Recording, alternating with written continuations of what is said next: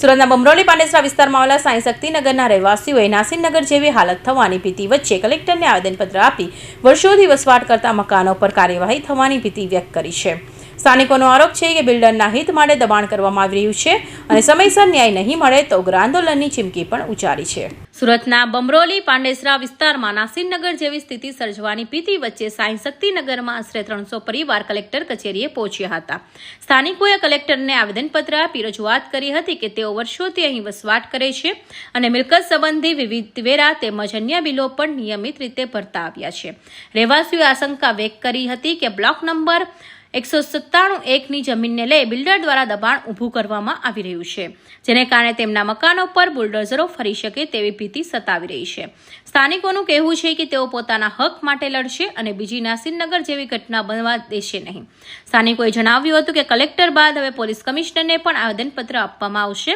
જો આગામી દિવસોમાં યોગ્ય કાર્યવાહી નહીં થાય તો ઉગ્ર આંદોલન શરૂ કરવાની ચીમકી પણ ઉચ્ચારી છે. અમે કલેક્ટર કચેરી રજૂઆત લઈને આવ્યા છે કે બમરોલી ખાતે સાંઈ શક્તિનગર સોસાયટીમાં વર્ષોથી અમારા જે જગ્યા આવેલી છે, વર્ષોથી અમારા બાપ દાદાના નામની જગ્યા છે, જે વર્ષોથી અમે 2003 અમે વેરા બિલ ભરીએ છીએ. જે સરકાર દ્વારા જે પણ જે વેરા બિલ આવે છે, જે ટાઈમ ટુ ટાઈમ અમારા જે વેરા બિલ ભરવાના છે અમે ટાઈમ ટુ ટાઈમ ભરીએ છીએ. અને ત્યાં અત્યારે 300 થી વધારે અમારા પ્લોટ છે, પણ દસ્તાવેજ વેચાણ ફેરબદલી કરીને ભૂ માલિક દ્વારા ત્રાહિત વ્યક્તિને દસ્તાવેજ કરીને અમારા પર એન્થમ ગ્રુપ દ્વારા દબાણ નાખવામાં આવે છે અને નાસિરનગર જેવું એક ષડયંત્ર ઊભું કરીને અમારા જે 300 થી વધારે પ્લોટ છે અને ત્યાં વર્ષોથી ગરીબ લોકો વસવાટ કરે છે એને ખાલી કરવામાં આવે છે અને ત્યાં મોટા મોટા પ્રોજેક્ટ ઉભા કરવામાં આવે છે.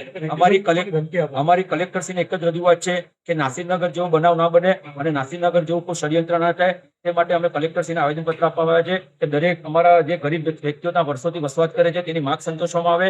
અત્યારે અમે 15 થી 20 જણા શાંતિથી માર્ગે શાંતિપૂર્વક આવેદનપત્ર આપવામાં આવે છે અને આવનારા સમયમાં જો અમારી માંગ સંતોષવામાં નહીં આવે તો અમે ભગતસિંહ બનશું અને અમે ભગતસિંહના રસ્તા પર અમે આંદોલન કરીશું.